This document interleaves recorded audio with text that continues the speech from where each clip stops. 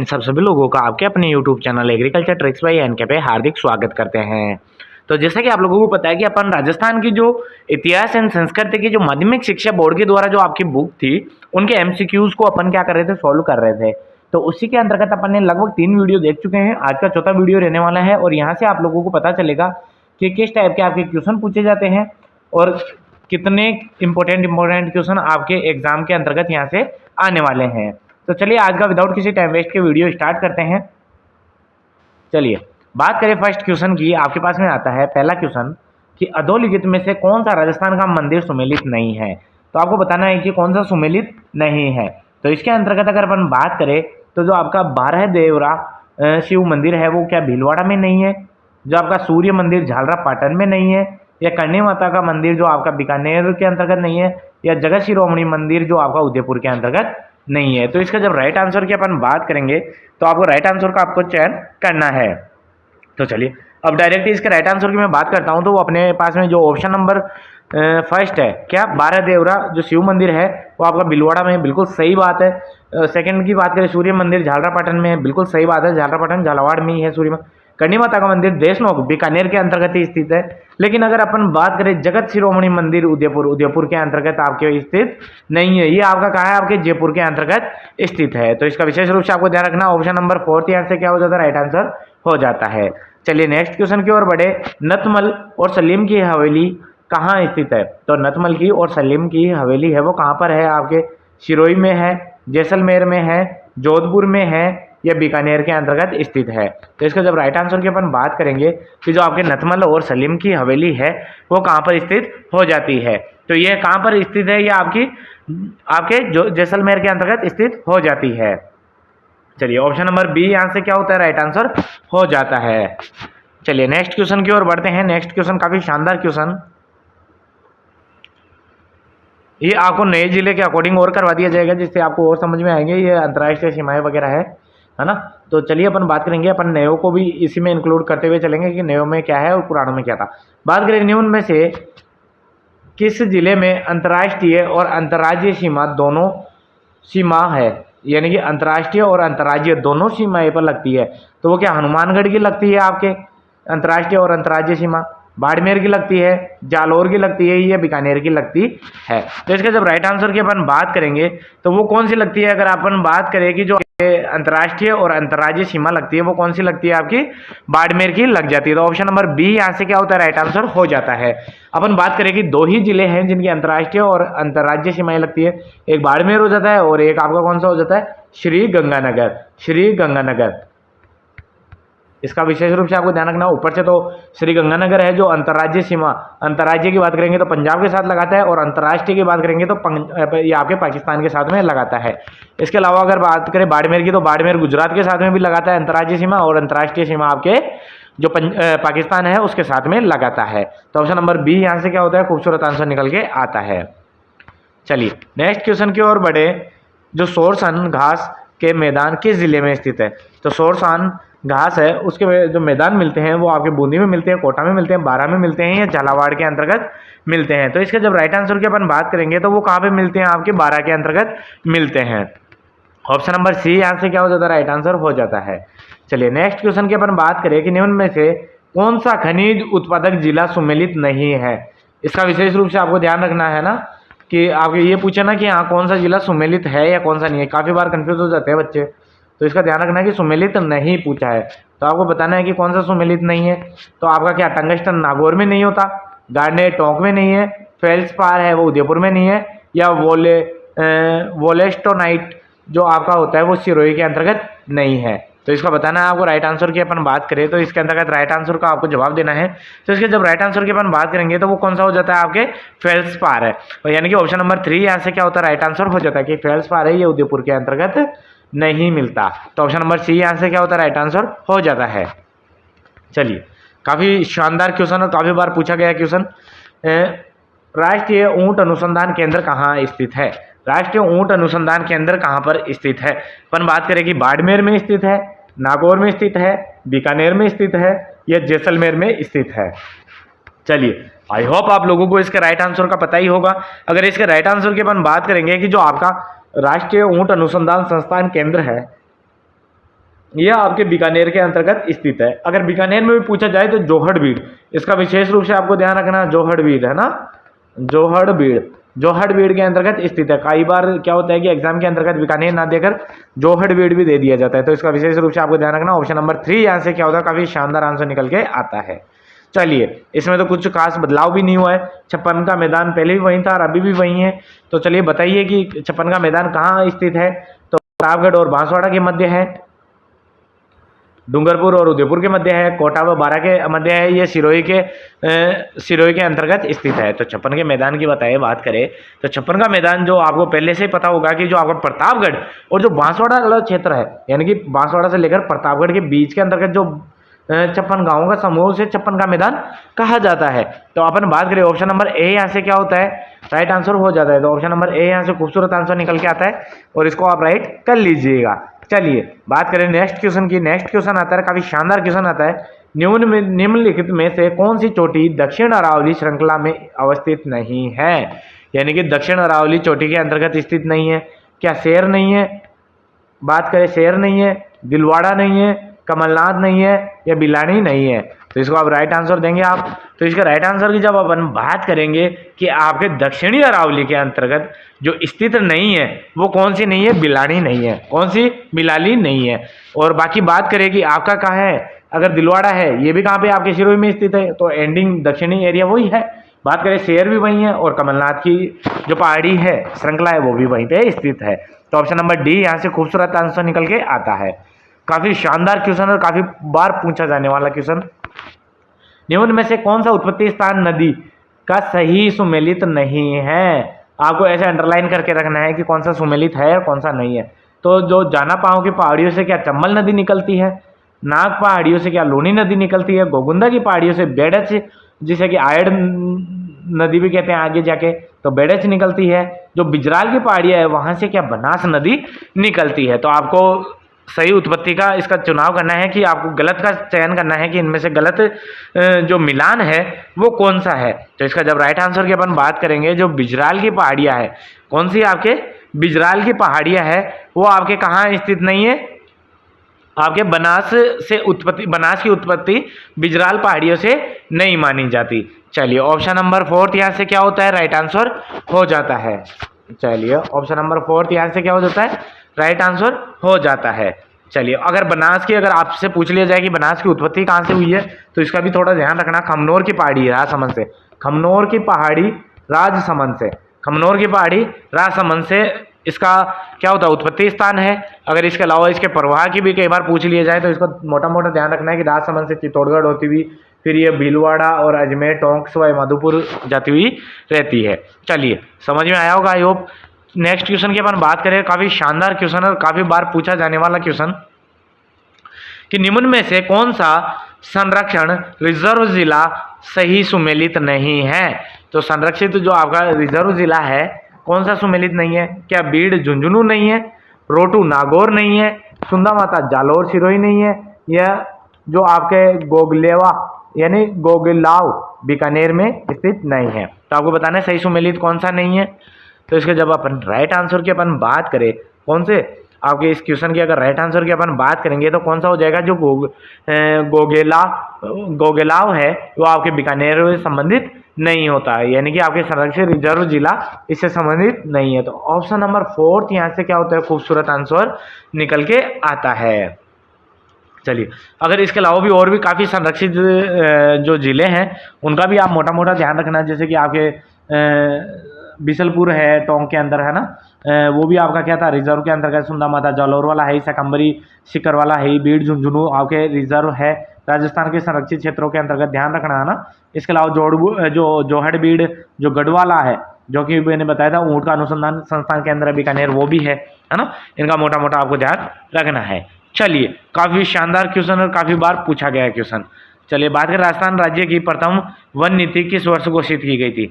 तो राजस्थान की जो पहली वन नीति थी वो कब घोषित की गई थी, आपके 2001 में, 1992 में, 2010 में या 2020 के अंतर्गत घोषित की गई थी। राज्य की प्रथम वन नीति बताना है आपको।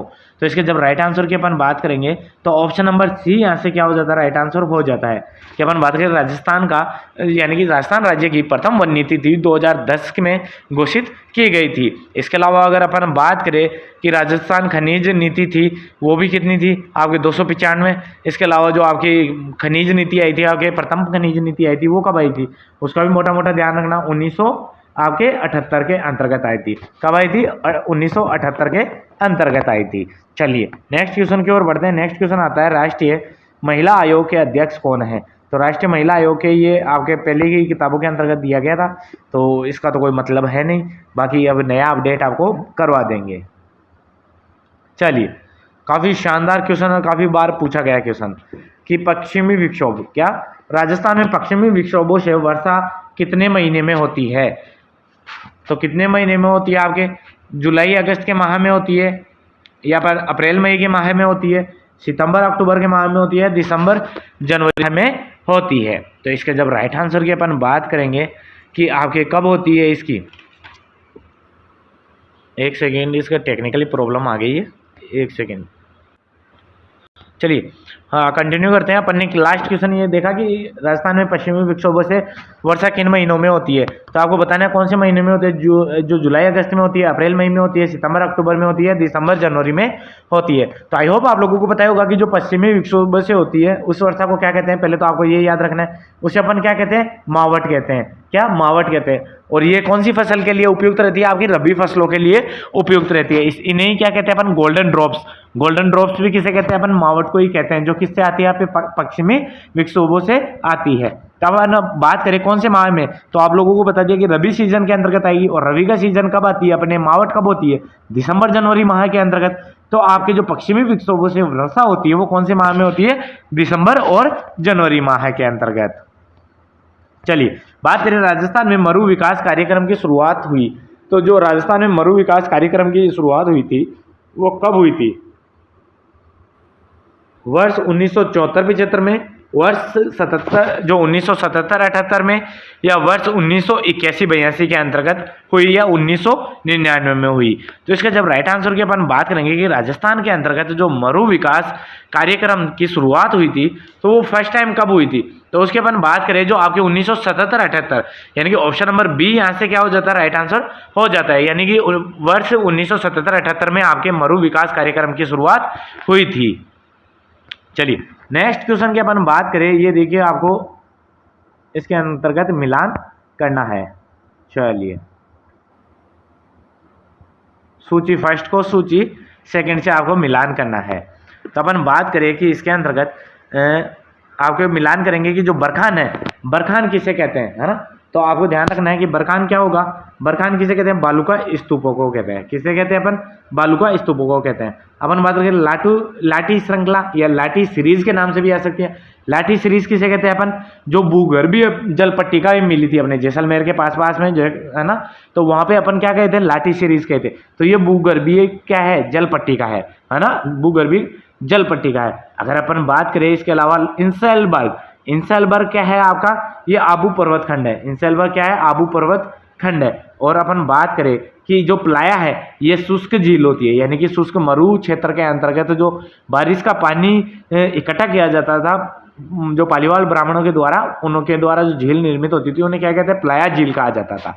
तो अगर अपन बात करें पहले में क्या आ रहा है, पहले के अंतर्गत दूसरा, सेकंड, दूसरे में क्या आ रहा है आपका फोर्थ आ रहा है। तो पहले में दूसरा किस में आ रहा है, ओनली एक में और दो में आ रहा है, पहले में दूसरा और दूसरे में चौथा, इन दोनों में आ रहा है सी में फर्स्ट, सी के अंतर्गत इंसैलबर्ग आबूखंड। ठीक है, ऑप्शन नंबर फोर्थ यहाँ से क्या होता है, राइट आंसर हो जाता है। इसको आप आराम से देख लीजिएगा, ऑप्शन नंबर फोर्थ यहाँ से क्या हो जाता है, काफी शानदार आंसर निकल के आता है। चलिए नेक्स्ट क्वेश्चन की ओर बात करें। नेक्स्ट क्वेश्चन आता है आपके, सिरोही पाली जालोर जिले राजस्थान के किस कृषि जलवायु खंड के अंतर्गत आता है। अगर आप लोग अगर वीडियो के ऊपर फर्स्ट टाइम आए हो तो एक तो लाइक करना ना भूले, चैनल को सब्सक्राइब कीजिए। इसके साथ ही जो अभी नई समीक्षा, आर्थिक समीक्षा आई थी उसके अंतर्गत आपके नए जिलों के अनुसार, अगर आप लोगों को पता चल ही गया होगा कि 50 जिलों को याद करना है अब आप लोगों को, उसके अनुसार जो एग्रो क्लाइमेटिक जोन थे उसके अंतर्गत थोड़ा बहुत यानी कि 19-20 हेर फेर हुआ है। तो अगर उनकी भी वीडियो चाहिए तो आप हमें कमेंट बॉक्स में बताइए। अगर 10 से 15 कमेंट बॉक्स ऐसे आते हैं जिसके द्वारा कि अपन एक तो जलवायु खंड उनको ट्रिक के माध्यम से पढ़ेंगे, ट्रिक के माध्यम से याद करेंगे।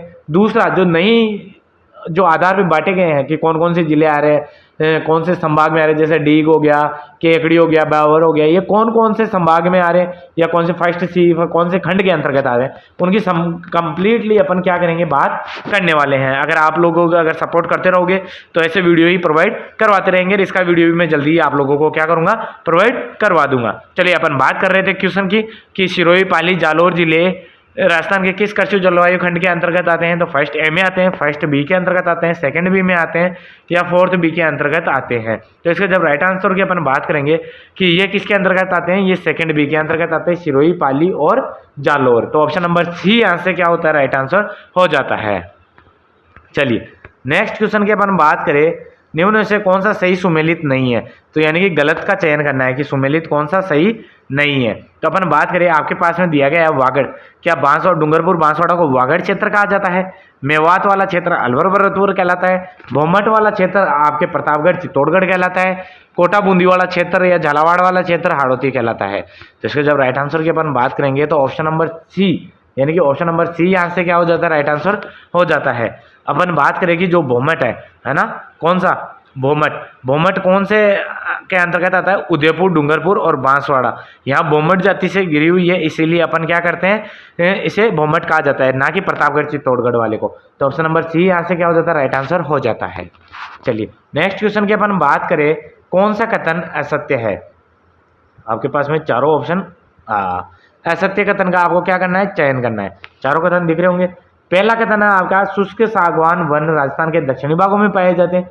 क्या यह बात सत्य है। मिश्रित पतझड़ वन उदयपुर, चित्तौड़गढ़ और सिरोही जिले में है।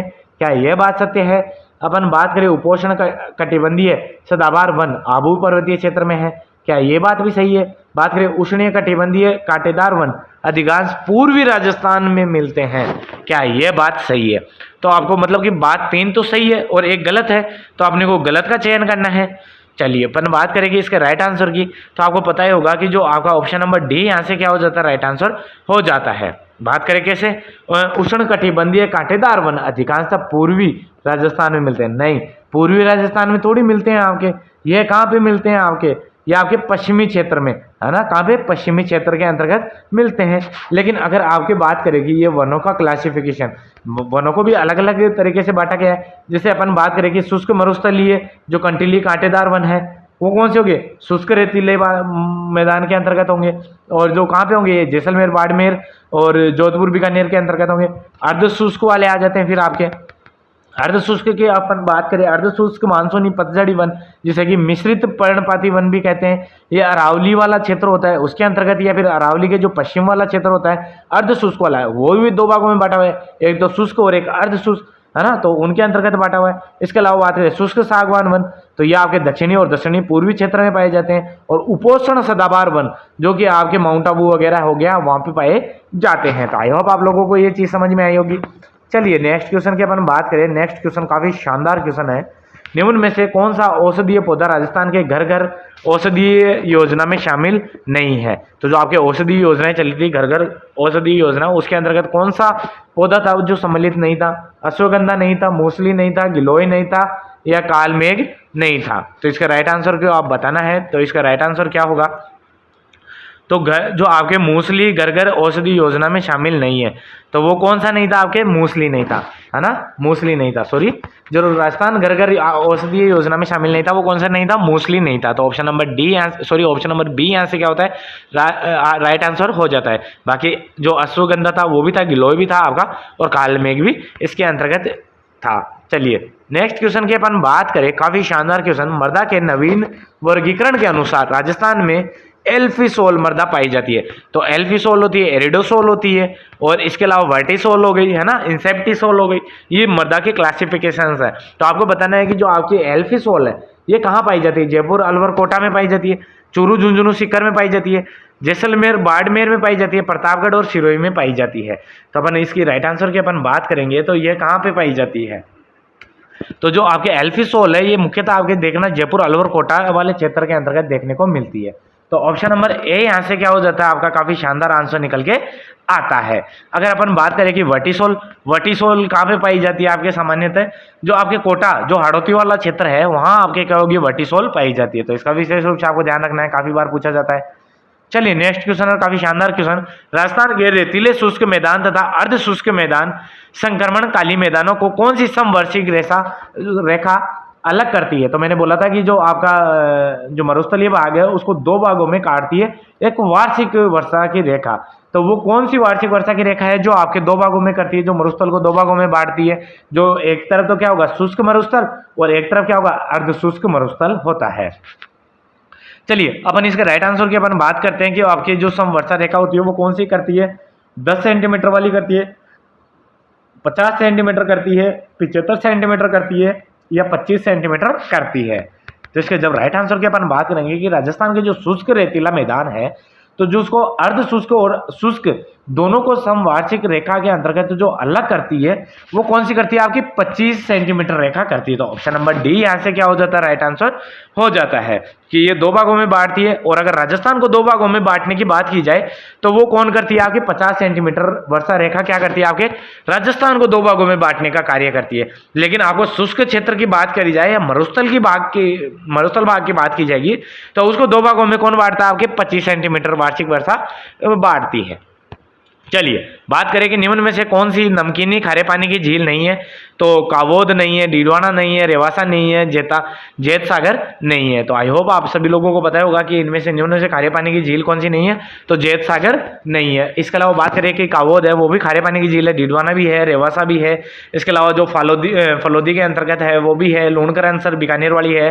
और जो कावोद है वो कहाँ है आपकी जैसलमेर के अंतर्गत है। इसका विशेष रूप से आपके ध्यान रखना, कावोद है ये कहाँ पे आपकी जैसलमेर के अंतर्गत है। डेगाना है ना, ये सभी क्या है खारे पानी की है। लेकिन जो आपकी जेत सागर है ये आपके खारे पानी की झील नहीं है। चलिए नेक्स्ट क्वेश्चन की ओर बढ़ते हैं। नेक्स्ट क्वेश्चन की अपन बात करें, ये अपन कल भी बात की थी, इसकी मैंने कल भी आपको अच्छे से बताया था, ये पिछला वीडियो अगर आप लोगों ने देखा है तो। कौन सी नदी राजस्थान के उत्तर दिशा में प्रवेश करती है।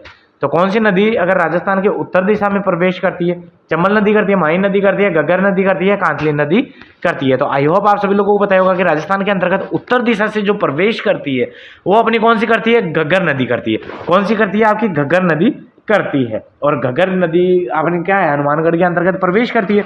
अगर घग्गर नदी के बारे में भी अगर कुछ विशेषताएं देखें तो इसके उपनाम की बात करें तो उपनाम में इसको क्या क्या कहा जाता है, इसको क्या कहा जाता है, दृष्टदती नदी भी कहा जाता है, मृत नदी भी कहा जाता है, प्राचीन सरस्वती भी के नाम से भी जाने जाती है। इसके अलावा और मुख्य चीजें क्या हो जाती है, इसकी और मुख्य चीजों की बात करें कि यह आंतरिक प्रवाह की सबसे लंबी नदी है, आंतरिक प्रवाह की सबसे लंबी नदी है। इसका विशेष रूप से आपको ध्यान रखना है ना। और जो ये प्रवाह क्षेत्र बनाती है हनुमानगढ़ में, उस क्षेत्र को नाली क्षेत्र कहा जाता है। क्या, नाली। और उसी के पास में आपकी भेड़ की नस्ल पाई जाती है, नाली।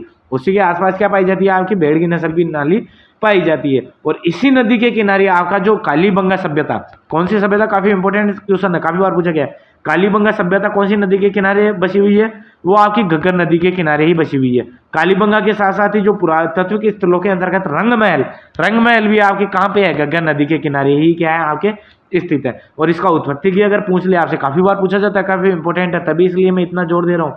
घग्गर नदी का उत्पत्ति कई बार पूछ लिया जाता है। तो शिवालिक की पहाड़ियां हिमाचल प्रदेश से, शिवालिक की पहाड़ियां हिमाचल प्रदेश से इसका उत्पत्ति माना जाता है।